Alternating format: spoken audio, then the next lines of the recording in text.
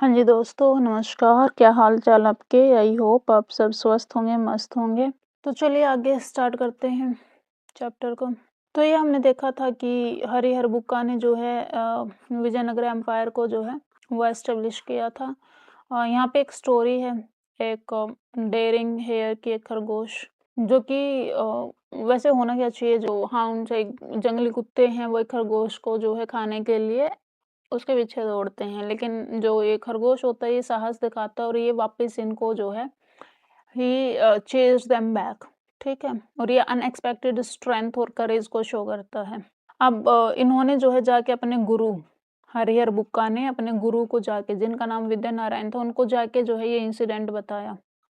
तो उनके गुरु बोलते हैं कि बेटा ये एक सिंबल है रेजिलियंस और ब्रेवरी का, और तुम्हें जो है हम्पी को ही अपनी कैपिटल जो है वो बनाना चाहिए, ठीक है?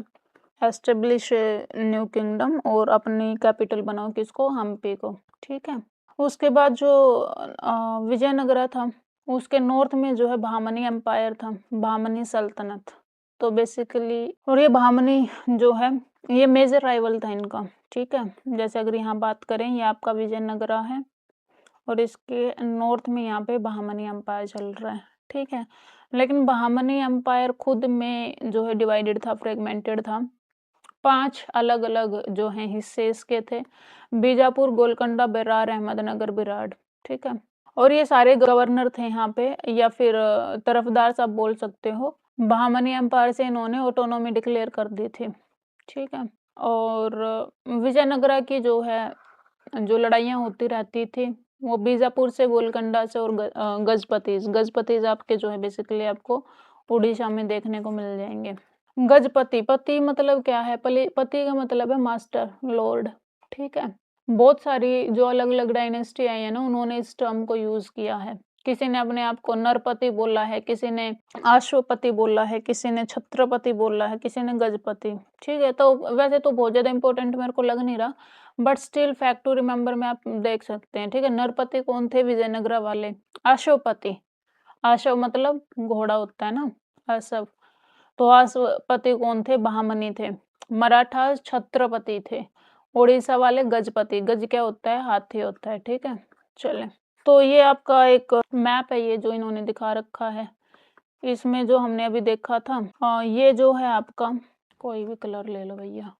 ये जो है, ये आपका बहामनी एम्पायर है, ठीक है? ये क्या है? बहामनी एम्पायर। और ये जो है, ये आपका विजयनगरा एम्पायर है, ठीक है?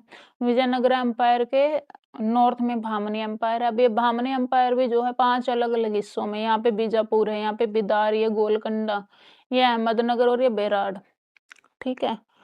तो बीजापुर और गोलकोंडा के साथ जो है विजयनगरा वाले लड़ते रहते थे, ठीक है? क्योंकि इनकी सीमाएँ है ना यहाँ पे, ये बाउंड्री जो ये टच कर रही थी इनकी, है ना? ये आपके कौन थे? ये गजपति उड़ीसा वाले थे, ये गजपति, ठीक है? ये वाला जो एरिया था, ये वाला जो एरिया था, तो यहाँ पे ये सब लड़ते रहते थे, है ना? यहाँ पे तो इन सब की लड़ाई चलती रहती थी, क्योंकि ये शेयर्ड बाउंड्री थी। तो जैसे चाइना भी थोड़ा करके इधर-उधर खिसकता रहता है ना, तो इनका भी यही था। एक्सपेंशन जो है वो हर रूलर का जो है ख्वाब होता है। और ये ऐसे ही यहाँ पे भी जो है विजयनगरा की इनसे भी जो है चलती रहती थी।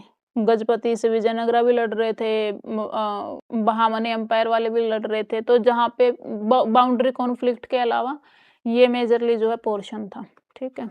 चलें। अब कृष्णदेवराय था। कृष्णदेवराय कौन था? कृष्णदेवराय 16th सेंचुरी में जो है, 14th सेंचुरी में हमने देखा, क्या देखा? 14th सेंचुरी में जो है विजयनगरा एम्पायर जो है एस्टेब्लिश हुआ, ठीक है? उसके बाद 16th सेंचुरी में जो वो अपनी पीक पे पहुंच गया। पीक पे कब पहुंचा? जब एक सेलिब्रेटेड रूलर उनका आया, कृष्णदेवराय, ठीक है? तो कृष्णदेवराय बहुत इनका एक ऐसा रूलर था, मेधावी रूलर था, जिसने खूब एक्सपैंड किया, खूब डोमिनेंस दिखाई डेक्कन के अंदर, ठीक है? मिलिट्री और कल्चरल रेनांसी जो है वो लेके आए। मिलिट्री पावर भी उतनी थी, स्ट्रेंथन मिलिट्री थी उनकी, कल्चरल जो रेनांसीज भी थी, पोएट्स वगैरह को, स्कॉलर्स इन संस्कृत, तेलुगु, कन्नड़ा। इनफैक्ट वो खुद भी जो हैं उन्होंने पोएम जो हैं वो कंपोज की थी, ठीक है। माल्यदा ये उनकी पोएम का नाम था, जो कि तमिल पोएट और सेंट इनके ऊपर इन्होंने लिखी थी, ठीक है। ये उनकी बुक का नाम है अमुक्त माल्यदा, जो कि एक तमिल सेंट के ऊपर है, अंदाल के ऊपर। और इनकी इस बुक में एक चैप्टर है, एक सेक्शन है राजनीति करके, जिसमें वो रॉयल पॉलिसीज वगैरह के बारे में बताते हैं, गुड गवर्नेंस का आइडिया देते हैं, गुड गवर्नेंस क्या होती है। कृष्ण देव राय ने बहुत सारे मंदिरों को जो वो ग्रांट दी, ठीक है, जिसमें आपका तिरुपति बालाजी का जो मंदिर है ना आंध्रा में, वो विठल टेम्पल जो है, ये तो उनका जो है अपने खुद के विजयनगरा की कैपिटल हम्पी में आपको देखने को मिल जाएगा। इसके अलावा बहुत सारे ग्रैंड टेम्पल्स, पैलेसेस, बिल्डिंग्स सब बनवाए इन्होंने ना। कल्चरल रिनांसिस चल रही थी, तो ये ध्यान दे रहे थे इंफ्रास्ट्रक्चर पे। ये आपका विठल टेम्पल है, ये एक्चुअली अपने म्यूजिकल पिलर्स के लिए जो ये जाना जाता है, ठीक है। ये मोनोलिथिक पिलर्स हैं, मोनोलिथिक मतलब एक सिंगल स्टोन से जो है इनको काट-छाट के बनाया गया है। इट्स नॉट लाइक कि अलग-अलग टुकड़ों से जोड़ के इनको बनाया गया है, मोनोलिथिक है। एक ही पत्थर से इनको काट-काट के ये शेप दी गई है, ठीक है। और जब आप इनको स्ट्रक करते हो ना, तो मतलब म्यूजिकल नोट्स निकलते हैं अलग-अलग इन पिलर से, है ना। आप एक डंडी लेके यहाँ पे हिट करोगे तो म्यूजिकल नोट्स निकलते हैं। ये इस विठल टेम्पल की जो है खासियत है, ठीक है। तो ये भी फैक्ट रिमेंबर आप है, आप याद रख सकते हैं इसको। और विजयनगरा के टाइम पे जो है जो फॉरेन ट्रैवलर्स जो आए थे, वो कौन-कौन थे? ट्रेड के लिए भी आए थे और वैसे स्कॉलर्स भी आए थे। तो पुर्तगीज़ आए थे, ठीक है। और पुर्तगीज़ किस लिए आते थे? घोड़े बेचने आते थे यहाँ पे पुर्तगी, ठीक है। तो विजयनगर वाले क्या करते थे, उनको अपने पास अच्छे से बुला के ट्रीट करते थे, है ना। क्योंकि वो तो बिजनेसमैन है भैया, अगर ये नहीं लेंगे तो उनका एनिमी किंगडम ले लेगा, है ना। तो वो जो भी यहाँ पे बेचने आते पुर्तगीज, विजयनगर वाले उनको अपने पास बुला लेते कि आ जाओ भैया हम खरीद लेते हैं, ठीक है।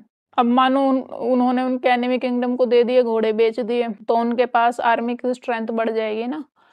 तो ऐसे ही डोमिंगो पियास करके एक ट्रैवलर थे, उन्होंने बहुत डिटेल्ड रिकॉर्ड, बहुत लंबा चौड़ा डिटेल्ड रिकॉर्ड जो है वो बताया है विजयनगरा कैपिटल के बारे में। और उन्होंने बोला है कि जितना बड़ा रोम है, रोम एक बहुत विख्यातित एक यू कैन से एक सिटी है यूरोप में। तो बोलते हैं कि जैसे रोम जितना अच्छा खासा बड़ा सा एक शहर है ये, कौन सा? हम्पी की बात कर रहे हैं, मैं ना capital of the Vijayanagar empire. और बहुत ब्यूटीफुल साइट्स हैं यहाँ पे, मैनी ग्रोव्स ऑफ ट्रीज हैं यहाँ पे, gardens of the houses, lake है यहाँ पे, काउंटलेस पीपल है, पॉपुलेशन भी अच्छी खासी है यहाँ पे, है ना। और best city provided in the world, ये किसने लिखा है? ये एक पुर्तगीज ने लिखा है, डोमियागो पियाज ने, ठीक है। स्ट्रीट्स और markets are full of laden auctions, great abundance, everything that you wanted. कुछ भी आप यहाँ पे ऐसा नहीं है आपको नहीं मिलेगा, आप आए यहाँ के मार्केट्स में और भर भर के सारी चीजें आपको मिल जाएंगी। ये विठल टेम्पल हमने जो देखा था उसकी कारीगरी है, उसके ऊपर जो बनाई गई चीजें हैं, ये आप देख सकते हैं। धनुर्धर है, ये घोड़े पे बैठे हैं, यहाँ पे आपको कैमल भी देखने को मिल जाएगा, है ना। तो ये सारी चित्रकारी जो है आपकी विठल टेम्पल पे है। चलिए उसके बाद winning many wars against his neighbours, Krishna Deva Raya died of illness in 1529। 1529 में कृष्ण देव राय की डेथ हो जाती है। He was a prominent leader of Vijayanagar empire, ठीक है। और 65 में जो है 29 में इसकी डेथ हो जाती है, कृष्ण देव राय की डेथ हो जाती है। और 1565 में जो है ऑलमोस्ट 35-36 ईयर्स के बाद जितना भी डेक्कन के सल्तनत थे वो कोएलिशन मिलाते बनाते हैं और उसके बाद जो विजयनगर एम्पायर को जो है हरा देते हैं, ठीक है। रामा राय जो है वो लीड कर रहे थे, क्योंकि आपको पता प्रोमिनेंट लीडर आएंगे वो जो है पर्टिकुलर जगह को ऊपर लेके जाएंगे, उसके बाद जो बाकी के रूलर्स हैं वो इतने मेधावी नहीं होते, तो घात लगाए बैठे रहते हैं कि अच्छा कभी तो तुम जाओगे। और जैसे ही ये गए तो इनका कौन, इनके सन इन लॉ थे, है ना, सन इन लॉ थे जिनका नाम क्या था? रामा राय। रामा राय जो है वो लीड कर रहे थे और बाकी के जो रूलर्स थे वो आए। रामा राय वर्सेस बाकी की जो कोएलिशन थी वो हुई, बैटल ऑफ टेलीकोटा हुआ और वहाँ पे जो है विजयनगर एम्पायर यानी कि रामाराय को हरा दिया गया और उसके बाद विजयनगर एम्पायर जो है कोलैप्स हो गया। ठीक है। और बैटल ऑफ टेलीकोटा जो है, जो कोएलिशन के द्वारा लड़ा गया था, डेक्कन की कोएलिशन के द्वारा, बहुत मंथ्स तक, सेवरल मंथ्स तक जो है इस सिटी को, कैपिटल सिटी को सैक करके रखा गया। हाउसेस, शॉप्स, बिल्डिंग्स, प्लेसेस सब डिस्ट्रॉय कर दिया गया, मंदिर सब डिस्ट्रॉय कर दिया गया। बहामनी एम्पायर एक्चुअली ये टसल भी था। बहामनी जो है यहाँ पे मुस्लिम्स थे रूलर, और विजयनगर एम्पायर जो है ये आपका हिंदूज के द्वारा रूल किया जा रहा था। तो ये टसल भी इनके बीच में चलती रहती थी। ठीक है। तो जैसे ही केडीआर जो है वो डिमोलिश हुए, तो इन्होंने, बहामनी वालों ने, जो हमने देखा था कि ये 5 अलग रीजनल ग्रुप्स में थे, तो ये सब मिलके और इन्होंने इस पे धावा बोल दिया। ठीक है। और फिर प्लंडर किया, डिस्ट्रॉय कर दिए टेम्पल्स वगैरह। टेम्पल डिस्ट्रॉय करने का यहाँ पे इसीलिए आता है। ठीक है। ये इनके बीच में टसल था रिलीजन को लेके, कम्युनिटी को लेके, और सिविलियन पॉपुलेशन थी उसका मैसेकर किया और लेफ्ट इन रूइंस। उसके बाद जो है विजयनगरा जो है फ्रेगमेंट हो गया, है ना। रामाराय थे, मतलब जैसे डिक्लाइन होने के बाद तो छोटे-छोटे रीजनल चीफ्स वगैरह, गवर्नर्स वगैरह वो अपना जो है आधिपत्य वो स्थापित कर लेते हैं, राइट। तो फ्रेगमेंटेड छोटे-छोटे रीजन्स जो हैं, नायकाज़ उनको बोला जाता था गवर्नर्स को, तो वो आ गए। फॉर्मर मिलिट्री गवर्नर जो थे, वो उन्होंने अपना छोटी-छोटी जगहों को संभालना स्टार्ट कर दिया। और उसके बाद मिड 17 तक तो फिर विजयनगरा का बिल्कुल ही खात्मा हो गया था। ठीक है। मुगल्स की बात अगर हम करें, मुगल आपके जो हैं बाबर से स्टार्ट हुआ था। ठीक है। मुगल्स और मुस्लिम्स, ये भी मुस्लिम्स ही थे, और ये यहाँ पे आपका दिल्ली सल्तनत 2 स्टार्ट हो गया है। ठीक है। ये आपको ओवरव्यू दे रहे हैं यहाँ पे, आप हायर क्लासेस, हायर स्टैंडर्ड्स में जाओगे तो इनके बारे में डिटेल से आपको बताया जाएगा। ठीक है। ये ओवरव्यू है, बस थोड़ा-सा इंट्रोडक्टरी लेवल पे ही आपको बता रहे हैं। ठीक है। तो दिल्ली सल्तनत का पार्ट 2 यहाँ से स्टार्ट होता है। बाबर आते हैं। ठीक है। वो कौन थे? Turkic Mongol ruler. अभी हमने पढ़ा था कि आपका जो है तैमूर आया था, है ना। तैमूर के बारे में आपने पढ़ा था।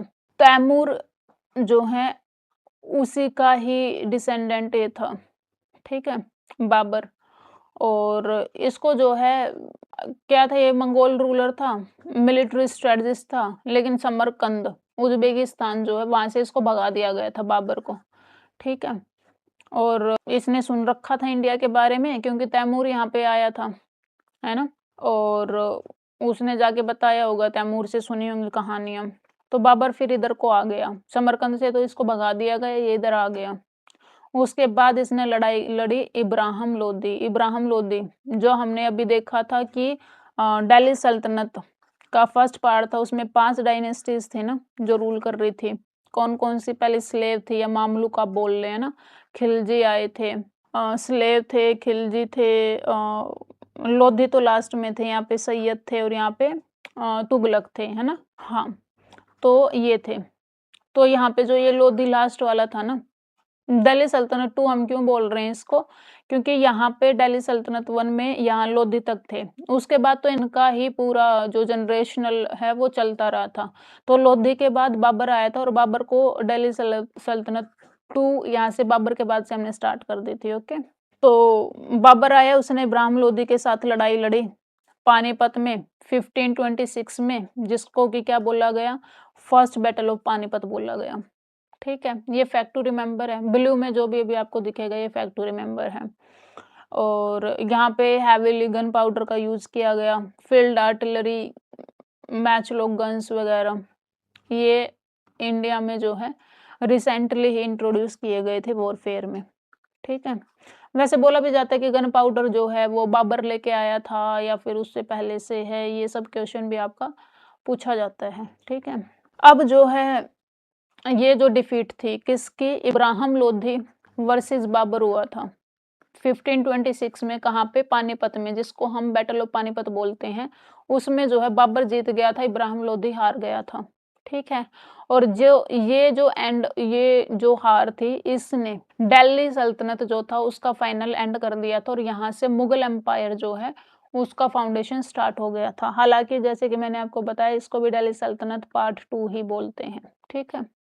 लेकिन मुगल एम्पायर जो है, जैसे हम उनको बोल रहे थे ना, मौर्य या मौर्य डायनेस्टी, या फिर हमने क्या बोला था, नंद डायनेस्टी, है ना? तो ये मुगल डायनेस्टी है बेसिकली, ठीक है? मुगल्स हम इनको बोलते हैं, इनकी जो ट्राइब है उसको, ठीक है? और बाबर ने जो है कंट्रोल कर लिया दिल्ली थ्रोन को। ये बाबरनामा में जो है, बाबरनामा से एक फोटो लिया गया है, ये बैटल ऑफ पानीपत के बारे में दिखाया गया, उसने लिखा होगा अपने उसमें। बाबर और इंडिया का क्या, बाबर ने जो है अपनी ऑटोबायोग्राफी लिखी थी जिसको बाबरनामा बोला गया, और हालांकि वो जो है बहुत कल्चरल और कल्चर्ड था और इंटेलेक्चुअली क्यूरियस था, है ना?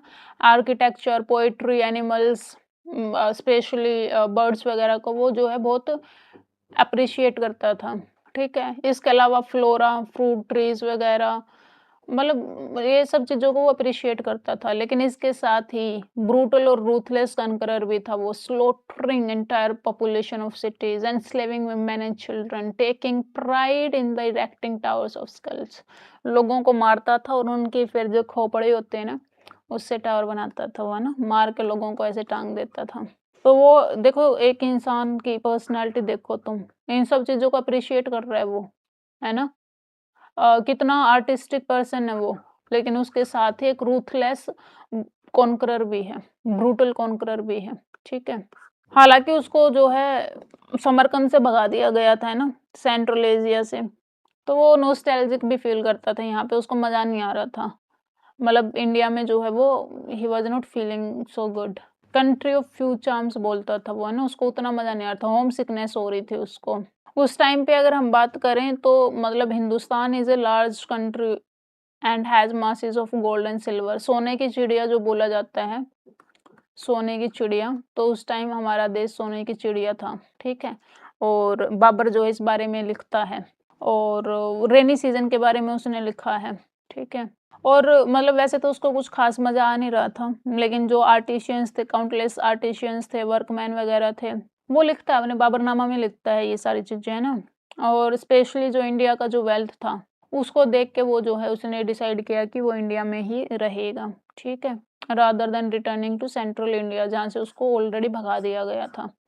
उसके बाद जो है 1530 में, हमने कब बात की थी?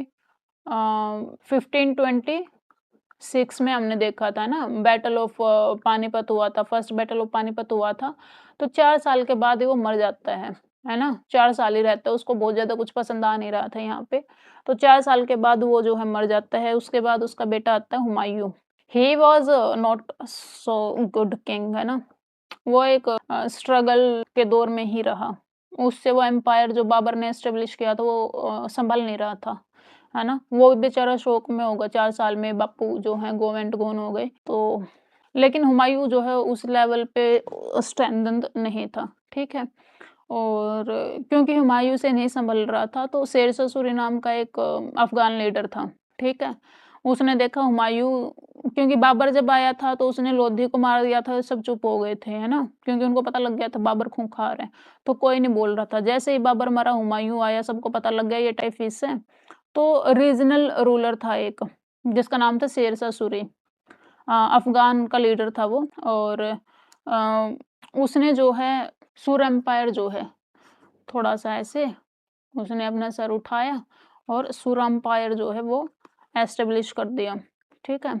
नॉर्थ इंडिया में स्पेशली, मतलब अफ़गान, पाकिस्तान ये तो अब हुए हैं, है ना? अगर अब हम ये देख रहे हैं तो ये सब इंडिया का पोर्शन था। जब हम अखंड भारत की बात करते हैं तो ये सब आते हैं उसमें, है ना? तो मतलब उस टाइम पे यहाँ पे था वो, ओके? और उसने बहुत सारे रिफ़ॉर्म्स वगैरह भी किए। किसने? शेरशाह सूरी ने, ठीक है? हालाँकि शॉर्ट लिव्ड रहा उसका जो भी पीरियड था, और उसके बाद हुमायूँ जो है उसने रिकॉन्कर कर लिया था, ठीक है? फिर हम बात करते हैं हेमू की। हेमू जो है, हेमू प्रोनंसिएशन का, ये जो आपका लोधी था ना, लोधी का गवर्नर था, या फिर सूरी जो था, सूरी रूलर जो था ना, सूर, जो अभी हमने देखा था, तो उसका चीफ मिनिस्टर था और मिलिट्री कमांडर था कौन? हेमू। हेमू ने क्या किया? हेमू ने दिल्ली को कैप्चर कर लिया और मतलब उस एक छोटे से पोर्शन में ही, क्योंकि हुमायूं आया, हुमायूं पहले बाबर आया, बाबर मर गया, हुमायूं आया, हुमायूं से संभला नहीं या फिर वो शोक में था, तो फिर सुर डायनेस्टी आई, थोड़े टाइम तक रही वो, उसके बाद वापिस कौन आया, वापिस आ गया ये हुमायूं। हुमायूं ने जो है हरा दिया सुर एम्पायर के उसको, और फिर वो जो है हार गया और हुमायूं ने एस्टेब्लिश कर लिया, लेकिन स्टिल वो इतना स्ट्रॉन्ग नहीं था। तो जो मिलिट्री कमांडर था या चीफ मिनिस्टर वजीर हम बोल लें सूरी रूलर का, तो वो कौन था, हेमचंद्र। उसने फिर से जो है ट्राई किया और दिल्ली जो है कैप्चर कर ली। और हेमू तो उसका निकनेम था, हेमचंद्र विक्रमादित्य जो उसका नाम था, ठीक है। तो विक्रमादित्य जो एक टाइटल होता था उस टाइम पे, हेमचंद्र उसका नाम था। तो बहुत सारे उसने छोटे-मोटे मिलिट्री सक्सेसेस जो हैं वो ली उसने आस-पास छोटी-मोटी जगहों पे छोटे रूलर से लड़के। उसके बाद लेकिन जो है हुमायूं का बेटा था, है ना? हुमायूं के बस की बात तो थी नहीं। फिर आया अकबर। अकबर ने आके फिर से पानीपत में युद्ध लड़ा। इससे पहले किसने लड़ा था? अकबर के दादा ने, बाबर ने, है ना? पानीपत में युद्ध लड़ा, फर्स्ट पानीपत वॉर। उसके बाद बैटल ऑफ पानीपत सेकंड, जो कि अकबर ने लड़ा। इसने किसके साथ लड़ा था? इब्राहिम लोधी के साथ। इसने किसके साथ लड़ा? इसने लड़ा हेमू के साथ, ठीक है? हेमू, हेमचंद्र विक्रमादित्य के साथ, और उसको जो है बीहेड कर दिया, हरा भी दिया और उसकी गर्दन भी उड़ा दी। किसकी? हेमू की। अब अकबर के बारे में अगर हम जाने तो 13 साल का था वो जब वो एम्परर बन गया था। हुमायूं की डेथ जो वो एक्सीडेंटल थी, एक्सीडेंटली जो मर गया था।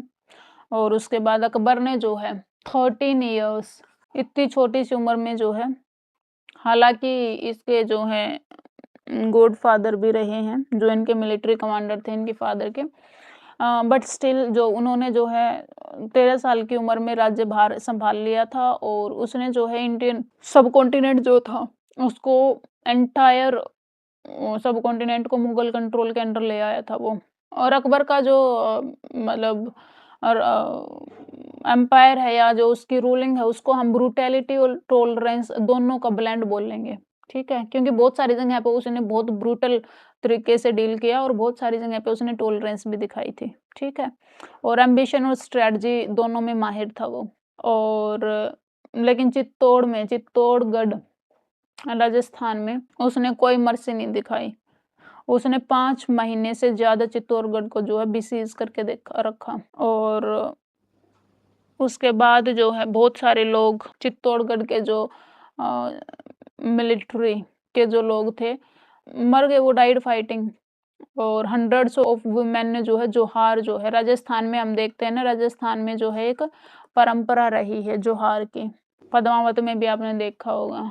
तो बहुत सारी विमेन जो है ऑलमोस्ट बहुत सारी औरतों ने जो है जोहार कमिट कर लिया।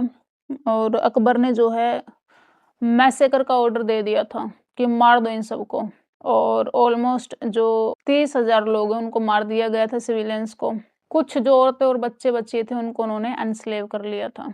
और 25 साल की उम्र में अकबर ने जो है ही sent a message of victory, we have succeeded in occupying a number of forts and town belonging to the infidels and have established Islam here। Akbar भी इस्लाम धर्म को ही मानता था, है ना? तो वो भी जो लोग नॉन मुस्लिम्स थे उनको काफिर बोलता था। तो 25 साल का जब वो हुआ तो उसने जो है एक लार्जर लेवल पे सब कॉन्टिनेंट को जो कंट्रोल कर लिया था। और उसके बाद उसने मैसेज भेजा कि भैया हमने मतलब हजारों की तादाद में जो है शहरों को और फोर्ट्स को जो है वो अपने कंट्रोल में ले लिया है, जो कि इनफिडेल्स के थे, काफिरों के थे, नॉन मुस्लिम्स के थे। और हमने यहाँ पे जो है इस्लाम धर्म को एस्टेब्लिश कर दिया गया है। और उसने बोला कि with the help of our blood thirsty sword we have erased the sign of infidelity from their mind and have destroyed temples in those places and also all over Hindustan. तो उसने क्या बोला कि हमारी खून की प्यासी जो तलवारें हैं उनसे हमने जो है जो इनफिडेलिटी है उनके दिमाग से वो ख़त्म कर दी है ना? मतलब अब वो मुस्लिम मतलब इस्लाम जो है वो कबूल करेंगे, उनके जो टेम्पल्स हैं वो हमने जो है डिस्ट्रॉय कर दिए हैं, ठीक है? जोहार क्या होता है? जोहार हमने देखा था, पद्मावत मूवी में भी देखा था ना, मास फायर में जंप कर जाती हैं बहुत सारी औरतें। Heroic act of final resistance माना जाता है इसको, अपने ओनर को प्रिजर्व के लिए। और चित्तौड़गढ़ फॉरेस्ट में फोर्ट में जब ये हुआ था, कई महीनों तक जो चित्तौड़गढ़ को सीज करके रखा था और लास्ट में सारे योद्धाओं को हरा दिया गया था अकबर के द्वारा। तो वहाँ की जो रानियां हैं, हंड्रेड्स ऑफ राजपूत वुमेन जो हैं, उन्होंने जोहार कर लिया था। ठीक है। और पॉलिटिकल स्टेबिलिटी मतलब स्ट्रेटजी भी वो अपनाता था। कौन? अकबर। मैरिज एंड अलायंस में भी बिलीव करता था। बहुत सारे इनफैक्ट राजपूत किंगडम्स जो थे, उसने वहाँ की प्रिंसेस वगैरह से शादियाँ की और रीजनल जो लीडर्स थे उनको अपने कोर्ट में रखा। जजिया को जो है अबोलिश कर दिया और एक डॉक्ट्रिन लेके आया, सूल ई कुल, जिसका बेसिकली मतलब है पीस विद ऑल, है ना? और इससे उसने क्या किया कि जितने भी धर्म हैं उनका जो फेथ जो है, और जितने भी फेथ हैं उनको हम टॉलरेट करेंगे। ठीक है। इंटरफेथ डायलॉग्स जो है उसने स्टार्ट कर दिए। अपॉइंटमेंट जो है उसने स्टार्ट की, किसकी अपॉइंटमेंट? हिंदू ऑफिशियल्स की हायर पोजीशंस में। ठीक है। और कोर्ट हिस्टोरियन और बायोग्राफर जो थे उसके, जिनका नाम है अबुल फजल, उन्होंने बोला फॉर्मली, मतलब वो अकबर के बिहाफ पे लिख रहे हैं। ठीक है। और वो क्या लिख रहे हैं? Formally I persecuted man into conformity with my faith and deemed it Islam. कि पहले जो लोग मेरे धर्म को नहीं मान रहे थे, मैंने मतलब उनको मार दिया या खत्म कर दिया इनफिडेलिटी का जो है दावा रखते हुए, और मैंने इसको क्या बोला कि ये इस्लाम धर्म है, इस्लाम मेरे को ये सिखाता है। लेकिन as in knowledge I was overwhelmed with shame. लेकिन जैसे मेरे को रियलाइज हो रहा है, जैसे मैंने अपने ज्ञान को बढ़ाया है, यहाँ की संस्कृति के कांटेक्ट में वो आया, तो उसने बोला कि अब मेरे को बहुत शर्म आ रही है। ठीक है। Not being a Muslim myself, it was unmeet inappropriate to force others to become such. क्योंकि वो रह जाता है ना, इस्लाम धर्म की अपनी कुछ मान्यताएं हैं, है ना? जैसे शराब ना पीना, बहुत सारी चीज़ें हराम हैं। तो वो खुद भी इन चीज़ों को फ़ॉलो नहीं कर रहा था और वो बोल रहे कि मैं मतलब कैसे मैंने लोगों को मार दिया। मैं खुद एक सच्चा मुस्लिम नहीं हूँ और मैंने इतने सारे मैसेकर करा दिए। ठीक है। और उसके बाद क्या, what consistencies to be expect from Porus let that is converted people on compulsion. और जब मैं खुद एक मुस्लिम के घर में पैदा होके मैं इन रीति-रिवाज़ों को मैंने नहीं माना, तो एक कन्वर्टेड इंसान जो है उसको मैं कैसे कंपल्शन कर सकता हूँ कि तू ये चीज़ें मान। ठीक है। मतलब बेसिकली उसको बाद में ऐसा लग रहा था कि उसने बहुत गलत कर दिया है लोगों के साथ, इनफिडेलिटी के चक्कर में, जो इस्लाम फैला रहा था उसके चक्कर में। ठीक है। तो ये एक मैप है जिसमें दिखा रखा है कि मुगल एम्पायर जो है, ये आपका मुगल एम्पायर है 1605। जो ये आपको ग्रीन में एरिया दिखाई दे रहा है, ये आपका मुगल एम्पायर था। ठीक है। 1605 की हम बात कर रहे हैं। एस्टेब्लिश कब हो गया था मुगल? कब एस्टेब्लिश हुए थे मुगल? 1526 में, है ना? अकबर ने क्यों? बाबर ने जब युद्ध लड़ा था, फर्स्ट बैटल, है ना? और 1526 से लेके और 1605 तक इतना वो फैल गए थे यहाँ पे आके ना। स्टार्ट कहाँ से किया था? दिल्ली से स्टार्ट किया था, तो यहाँ तक उन्होंने एक्सटेंड कर लिया था। उसके बाद जो है 1700, जो ये है औरंगजेब 1700, ये हम पढ़ेंगे औरंगजेब जब आएगा। ठीक है। मतलब इनकी डायनेस्टी में भी कौन लोग रहे थे? भज्ज-शाह। This is the trick to remember, भज्ज-शाह। बाबर, हुमायूं, अकबर, जहांगीर, शाहजहां, औरंगजेब। ठीक है। तो ये जो लास्ट रूलर था औरंगजेब, उसके टाइम पे जो है ये टेरिटरी थी। ओके। उसके बाद राजपूत टेरिटरी, ये राजपूत थे 1751 में। ओके। जो ये ऑरेंज कलर आपको दिखाई दे रहा है। उसके बाद ये सिख एम्पायर है। 839 में ये सिख एम्पायर होता था। ठीक है। और ये तो बाकी तो इम्पोर्टेंट सिटीज़ हैं, गुवाहाटी है, कटक है, मछलीपट्टनम है, बीजापुर है। ये सब तो गोलकंडा वगैरह ये तो थे ही, है ना? उस टाइम पे भी थे ये सब। ठीक है। तो अकबर की अब जो है, अकबर ने कितने साल तक रूल किया? अकबर ने 1556 यानी कि सेकंड बैटल ऑफ पानीपत जब इसने लड़ा था, और उसके बाद 1605 में उसकी डेथ हुई। तो ऑलमोस्ट 50 साल तक उसने जो है राज्य किया यहाँ पे, ठीक है। और बीच में थोड़ा-सा उसका जो है वो पीसफुल हो गया था। पहले के जो 15 साल थे वो बहुत सारा उसने मिलिट्री कैंपेन किया, कश्मीर में, सिंध में, डेक्कन में, अफ़गानिस्तान में ना। स्टार्टिंग में जब वो आया था तो उसने बहुत सारे ऐसे कैंपेन किए, लेकिन बाद में धीरे जो है वो जैसे उसने इंडियन कल्चर को जानना स्टार्ट किया तो फिर वो पीसफुल अलायंसेस वगैरह में भी जो है इंडल्ज हुआ, ठीक है। ये क्या है? ये पंचमहल आपका है ना, फतेहपुर सिकरी में। आज का जो आगरा है उसमें फतेहपुर सिकरी में पंचमहल है ये बिल्डिंग। उसके अलावा डिस्पाइट बीइंग इलिटरेट, अकबर बहुत ज़्यादा पढ़ा-लिखा नहीं था। जैसे कि हमने देखा 13 साल की एज में जो उसने साम्राज्य को सँभाल लिया था, तो बहुत ज़्यादा पढ़ा-लिखा था नहीं वो, है ना? वो उसका बाप खुद मतलब हुमायूँ जो है, वो बहुत ज़्यादा एक साहसी राजा नहीं था, है ना? तो वो अकबर और उसकी माँ को छोड़ के कहीं चला गया था वो, है ना? ताकि उसकी जान बच पाए। तो अकबर भी खुद बेचारा कहीं रह के अपना, उसकी माँ उसको बचाने पे तुली हुई थी कि ताकि सूरी एम्पायर जो है या फिर हेमू वगैरह जो हैं, वो जो यहाँ के रीजनल जो किंग है वो उसको मार ना दे। तो पढ़ाई-लिखाई का कुछ बेचारे का बन नहीं पाया था। 13 साल की उम्र में तो उसने राज्य सँभाल लिया था, तो वो इलिटरेट था बेसिकली। और अकबर जो है वो हालाँकि इलिटरेट था, लेकिन फिर भी वो पर्शियन और इंडियन टेक्स्ट में बहुत ज़्यादा इंटरेस्ट लेता था, ठीक है। क्लासिक इंडियन थॉट्स जो थे, वो उनमें भी बहुत ज़्यादा इंटरेस्ट लेता था, और वो जो स्कॉलर्स थे उनको अपने कोर्ट में बुलाता था और उनसे फिर मतलब सुनता था कि हाँ भैया मेरे को बताओ क्या कुछ। इनफैक्ट फतेहपुर सीकरी में जो है उसने हाउस ऑफ ट्रांसलेशन भी एस्टेब्लिश किया, जिसमें कि बेसिक जो संस्कृत के मेजर संस्कृत टेक्स्ट जो थे उनको पर्शियन लैंग्वेज में उसने, क्योंकि उनकी पर्शियन लैंग्वेज थी, ठीक है। पर्शियन लैंग्वेज ज़्यादातर आती थी उनको, और संस्कृत जो है हमारे जो संस्कृत यानी कि आपके वेद, पुराण, फलाना-ढिमकाना जो चलता हुआ आ रहा था, उसको जो है पर्शियन लैंग्वेज में उसने कन्वर्ट करवाया। जैसे कि महाभारत थी आपकी, है ना?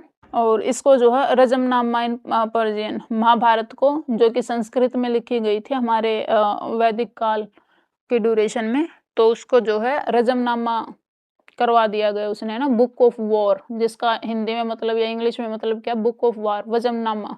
उसके बाद रामायण जो है उसको भी उसने ट्रांसलेट करवाया, और उसमें 176 ब्यूटीफुल मिनिएचर पेंटिंग्स भी डलवाई उसने, है ना? ऐसे ही भगवत गीता को भी जो है उसने कन्वर्ट करवाया। पंचतंत्र जो है उसको भी कन्वर्ट करवाया, किसमें? पर्शियन लैंग्वेज में, ठीक है।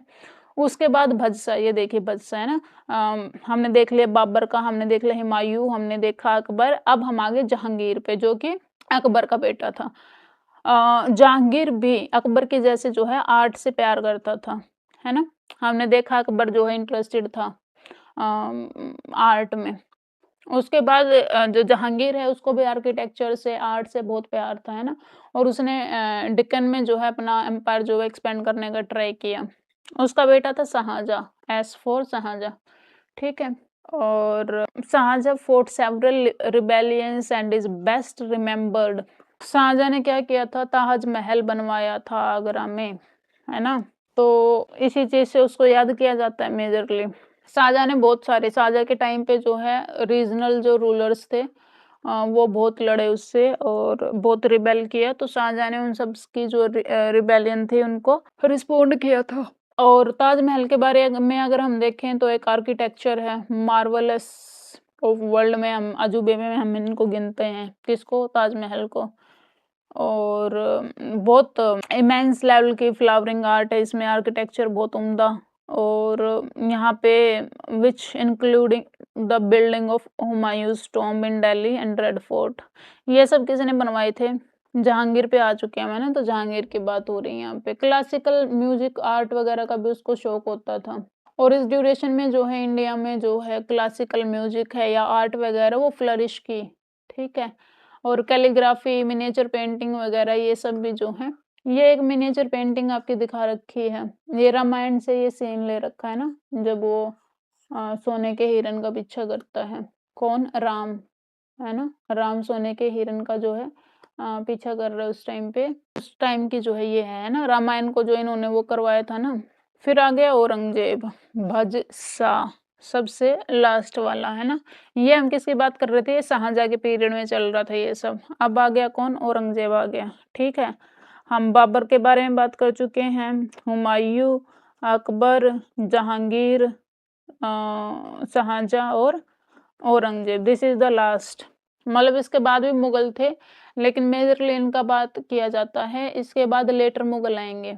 ठीक है, उनके बारे में बहुत ज्यादा बात की नहीं जाती। औरंगजेब जो है ये भाई साहब, शाहजहां जो इसके फादर थे वो बीमार पड़ गए भैया 1657 में। ठीक है, और इसका बड़ा भाई था, औरंगजेब का बड़ा भाई था दारा सिखो। तो इसके पापा ने, शाहजहां ने बोला कि दारा सिखो मेरा बड़ा बेटा जो है वो बैठेगा गद्दी पे, राज गद्दी पे। लेकिन औरंगजेब वाज लाइक ये क्या बात है, राजा तो मेरे को बनना है। उसने अब क्या किया, उसने लड़े बैटल्स बहुत सारे। ठीक है, और अपने बड़े भाई दारा सिखा जो है उसको मार दिया। और इसके और भी भाई थे, दारा सिखो को मार दिया और अपने छोटे भाई को जो है एग्जाइल दे दिया, भगा दिया वहां से। और उसने अपने जो फादर थे शाहजहां, उनको इम्प्रिजन कर लिया आगरा फोर्ट के अंदर। और औरंगजेब ने खुद को, अपने आप को जो है 1658 में क्या कर लिया, क्राउंड हिमसेल्फ, अपने आप को जो है राजा घोषित कर दिया और अपने आप को नाम दिया आलमगीर। आलमगीर का क्या मतलब होता है कॉन्करर ऑफ द वर्ल्ड। तो अपने भाई को, एक भाई को मार के, अपने पापा को जो है प्रिजन में डाल के, और अपने एक भाई को जो है जंगह से निकाल के, वनवास दे के उसको, फिर ये बन गया conqueror of the world. Alamgir इसने खुद को नाम दिया। ठीक है, कब आ गया था ये, 1658 में। और औरंगजेब जो है skilled in military matters, conducted many campaigns conquering part of south in particular। तो ये भाई साहब ये थे कि भैया मैंने मेरे भाई को हरा दिया तो अब मैं जग जीत लूंगा, कॉन्करर ऑफ द वर्ल्ड। वैसे स्किल्ड था ये मिलिट्री मैटर्स में, और साउथ में भी जो है इसने अपना एक्सपेंशन करने का ट्राई किया। और उसकी रेन में जो है मुगल एम्पायर ग्रेटेस्ट एक्सपेंशन पे था। ठीक है, और सिग्निफिकेंट रिबेलियंस जो ये फेस करता रहा। उस मतलब बहुत सारे हम जो हैं देखेंगे, सिखों के साथ, राजपूत के साथ, जाट्स के साथ, इसका जो वो चलता रहा। ठीक है, और लास्ट में ये हर जगह पंगे लेके ये मर गया बेचारे। लेटर जो मुगल्स थे उनकी ताकतैया करा दी इसने। तो इसने जो है ऐसे एक्सपेंशन किया, और 25 साल जो है उसने अपने जीवन के लड़ाइयों में निकाल दिए। वॉर आफ्टर वॉर वो लड़ता ही रहा डेक्कन के अंदर, और लार्ज आर्मी मेंटेन कर रहा था वो।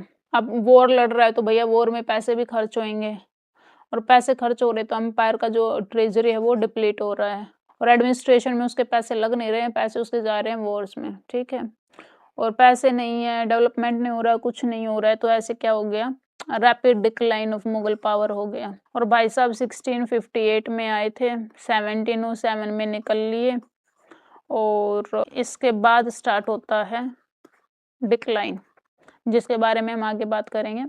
औरंगजेब जो है वो सुन्नी सेक्ट से बिलोंग करता था। ठीक है, डीपली रिलीजियस था, और बिल्कुल साधु संतों वाली जो जीवन है उसने व्यतीत किया अपना। रिलीजियस रिचुअल्स, ओकेजन्स सब मनाता था वो। ठीक है, और अन इस्लामिक जितनी भी प्रैक्टिसेस थी वो बैन कर दी थी, जैसे म्यूजिक हो गया, डांस हो गया। सच्चा मुस्लिम यही था वैसे, है ना। मतलब जो सच्चा मुस्लिम होने का जो इसने अपना पूरा ट्राई किया था, क्योंकि बाकी के जो रूलर्स थे वो दूसरों को तो जो है कन्वर्ट कर रहे थे, है ना, काफिर बोल के उनको फोर्स कर रहे थे कि तुम मुस्लिम बन जाओ, इस्लाम को जो है कबूल कर लो। लेकिन वो अपनी लाइफ जो है इस्लामिक रूल से नहीं जी रहे थे।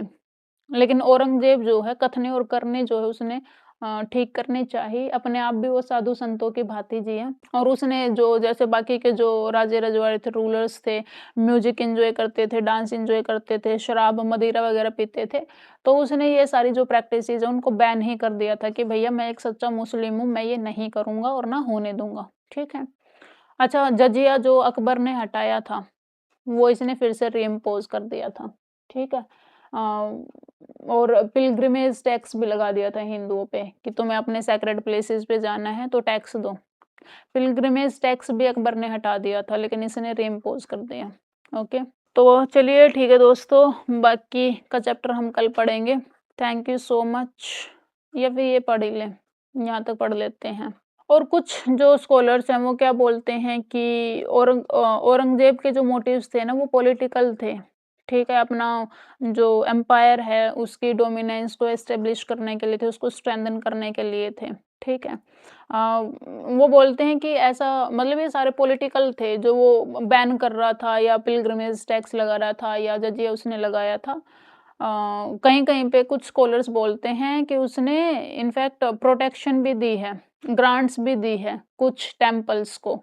तो ये बोल रहे हैं कि ये सिर्फ़ पॉलिटिकल मूव थे उसके, जब वो इस्लामिक चीज़ें कर रहा था। जहाँ पे उसको लगा कि मेजॉरिटी में हिंदूज़ हैं या ऐसा कुछ, तो उसने जो है ताकि रिबेलियन ना हो उसके अगेंस्ट, तो उसने टेम्पल्स को ग्रांट्स भी दी हैं और प्रोटेक्शन भी दी है। और औरंगज़ेब जो है अपने खुद के फरमान जो हैं वो जारी करता था, ठीक है? और जिससे कि वो अपना जो पर्सनल रिलीजियस मोटिव था ना, उसको बहुत क्लियरली बताता था। जैसे कि 1669 की अगर हम बात करें, तो उसने जितने भी गवर्नर्स थे ना, उसकी प्रोविंसेस के, तो उनको बोला था कि जितने भी स्कूल हैं, टेम्पल हैं, किसके? इन्फिडल्स के। इन्फिडल कौन? इन्फिडल नॉन मुस्लिम्स। जितने भी इनके टेम्पल हैं, स्कूल हैं, उनको डिस्ट्रॉय कर दो, डिमोलिश कर दो। Put down there teaching and religious practices. देवी-देवता जो भी पूज रहे हैं, इनको खत्म कर दो। तो जो बनारस में टेम्पल है, मथुरा में, सोमनाथ में, जितने भी टेम्पल्स हैं, हिंदू के टेम्पल्स हैं ना, उनको डिस्ट्रॉय कर दिया गया। और ऐसे ही जो जैन टेम्पल्स हैं और गुरुद्वाराज़ हैं, उनको भी डिस्ट्रॉय किया गया। और यही नहीं, सिर्फ नॉन मुस्लिम या बाकी धर्म नहीं, उसने जो मुस्लिम्स थे ना, जो अदर सेक्ट शिया और सुन्नी होते हैं ना, शिया एंड सुन्नी होते हैं, तो ये सुन्नी से था, तो इसने शिया के जो मुस्लिम्स थे उनको भी जो है ख़त्म करना चाहा। शिया में जैसे कि आपके सूफ़ीज़ वगैरह थे, ज़ोरेस्ट्रियंस थे, जो कि पारसी का एक रिलीजन है। ओरिजिनली पर्शिया में जो है ओरिजिनेट हुआ था ये। तो ये बाकी सबको ही ख़त्म करना चाह रहा था वो। ही वाज़ लाइक जो मैं यानी कि सुन्नी जो है सिर्फ़ वही प्रिवेल करेगा, बाकी सबको ख़त्म करो, है ना? तो ठीक है दोस्तों, यहाँ से हम कल स्टार्ट करेंगे resistance to the Mughals. Okay, thank you so much for being here और या ओके, टेक केयर।